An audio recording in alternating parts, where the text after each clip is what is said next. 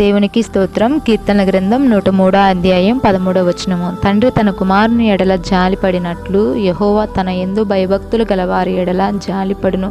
యెషయా గ్రంథం 49 అధ్యాయం 13 వచనంలో శ్రమనొందిన తన జనుల యందు జాలిపడి యెహోవా తన జనులను ఓదార్చి ఉన్నాడని లేఖనాలు సెలవిస్తున్నాయి. నా ప్రియ స్నేహితులారా, నినివే పట్టణము దేవుని కను దృష్టిలో బహుఘోరముగా మరి వారి క్రియలు చెడ్డవిగా ఉన్నప్పుడు మరి దేవుడు ఎంతో పశ్చాత్తాపడ్డాడు.